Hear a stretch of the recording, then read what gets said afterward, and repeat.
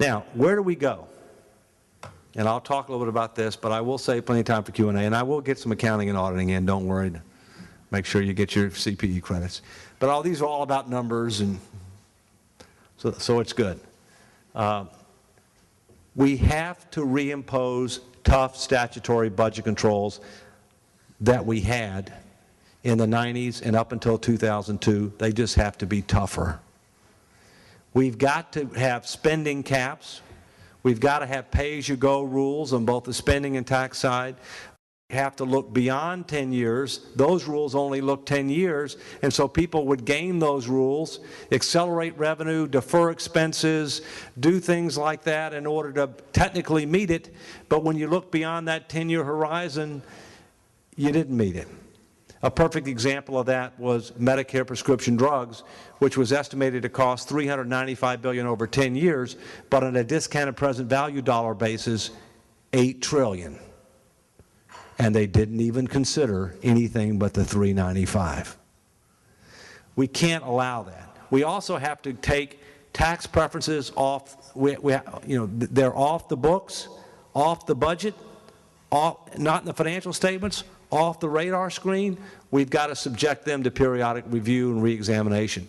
We also have to subject mandatory spending programs, including entitlement programs, to mandatory review and reconsideration. We've promised more than we can deliver. And we're going to have to, first, slow the bleeding, then stop the bleeding, then figure out how we're going to get back on track. Secondly, Social Security. Simple to fix. If you're retired or nearing retirement, the only thing you may be asked to do is to take a modest cut in the cost of living, 25 basis points, 50 basis points at most, all right? Why? Because you don't have time to adjust, and it wouldn't be politically feasible anyway to do more than that. So that way everybody gives something, and maybe you could even target it to middle and upper income so the people that are less well off are protected. Because unfortunately, believe it or not, 90% of Americans rely upon Social Security for 50% or more of their retirement income. 22% of Americans rely for 100% of their income. It was never intended to be that way, but that's what it is, all right? Secondly, we've got to encourage people to work longer. We've got to increase normal and early retirement ages gradually, let's say from 67 to 70, from 62 to 65, gradually over 20 years, and index it to life expectancy. It was never intended to support people this long. It's not in our economic interest to do it. We've got to encourage people to work longer. If you want to retire earlier, fine, but federal policy shouldn't encourage you to retire at the age it does today, because not only does it cost money, you lose revenues. Plus, we're not in the industrial age anymore. We're in the knowledge age, service economy. And for the people who are in manual labor jobs, give them access to disability. There's a way to deal with that, all right? We need to strengthen the safety net at the poverty level.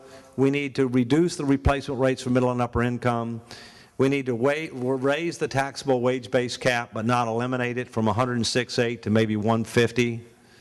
Keep the rate where it is, the tax rate where it is, and that will make Social Security solvent, sustainable, and secure indefinitely. Some combination of that. You don't even have to do all of that, some combination.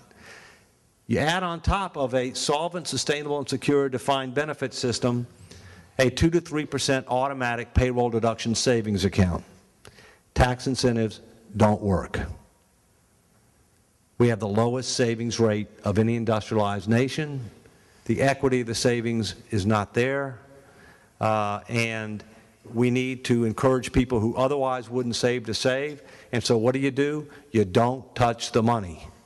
Because once you touch the money, you will spend it. And many Americans will spend it more than once. Washington clearly does.